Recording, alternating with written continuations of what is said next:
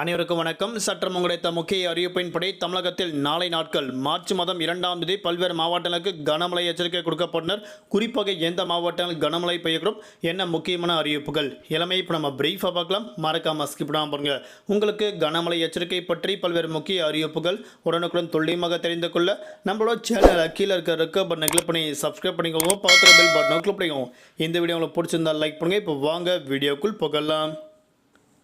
தமிழ்நாட்டில் கடந்த சில நாட்களாக வெயிலின் தாக்கம் அதிகரித்து கொண்டு வரும் நிலையில் கடந்த சில நாட்களாக பல்வேறு மாவட்டங்கள் கனமழை பெய்து வருவதாக தற்போது அறிவிக்கப்பட்டனர்.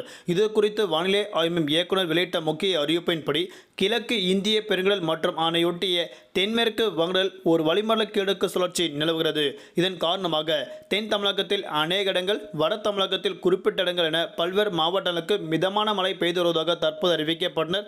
இன்றைய நாட்கள் பொறுத்தவரை கன்னியாகுமரி, நெல்லை, தென்காசி, தூத்துக்குடி, விருதுநகர், ராமநாதபுரம் ஆகிய மாவட்டங்கள் பல்வேறு இடங்கள் கனமழையும், குறிப்பிட்ட பகுதிகளுக்கு மட்டும் மிதமான மழை பெய்து வருவதாக அறிவிக்கப்பட்டனர். நாளை நாட்கள் இம்மாவட்டங்களுக்கும் கனமழை எச்சரிக்கை கொடுக்கப்பட்டனர். குறிப்பாக தென் தமிழகத்தில் ஒரு சில இடங்கள், வட தமிழகத்தில் குறிப்பிட்ட இடங்கள் என புதுவை, காரைக்கால் ஆகிய பகுதிகளுக்கும் நாளை நாட்களும் பல்வேறு மாவட்டங்கள் மிதமான மழையும், குறிப்பிட்ட மாவட்டம் மட்டும் கனமழை பெய்யக்கும் தற்போது அறிவிக்கப்பட்டனர்.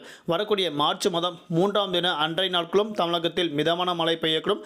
ஆனால் மார்ச் மாதம் 4ஆம் தேதி முதல் 7ஆம் தேதி வரை தமிழகத்தில் பெரும்பான்மையான பகுதியில் வறண்ட வானிலை நிலவக்கூடும் தற்போது அறிவிக்கப்பட்டனர். ஆனால் தமிழகத்தில் வரக்கூடிய நாட்கள் வெயிலின் தாக்கம் படிப்படியாக குறைய தொடங்க அறிவிக்கப்பட்டனர். ஆனால் தற்போது நிலவரப்படி மீண்டும் மழையின் தாக்கம் குறைந்த பிறகு மீண்டும் வெயிலின் தாக்கம் அதிகரிக்கக்கூடும் அறிவிக்கப்பட்டனர். ஆகியால் மக்கள் அத்தியாவசிய தேவைகளுக்கு மட்டுமே காலை 11 மணி முதல் மாலை 4 மணி வரை மக்கள் வெளியே செல்ல வேண்டும் என தற்போது அறிவிக்கப்பட்டனர். நாளை நாட்கள் மீனவர்களுக்கான எச்சரிக்கை.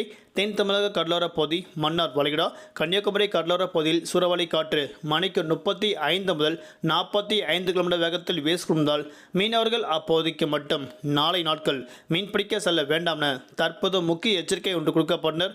தற்போது நிலவரப்படி தலைநகர் சென்னை பொறுத்தவரை வானம் பொதுவாக மேகமூட்டத்துடன் காணப்படும். நகரின் ஒரு சில பகுதிகள் லேசர் முதல் மிதமான மழையும், அவ்வப்போது இடியக்கூடிய கனமழை பெய்யக்கூடும்.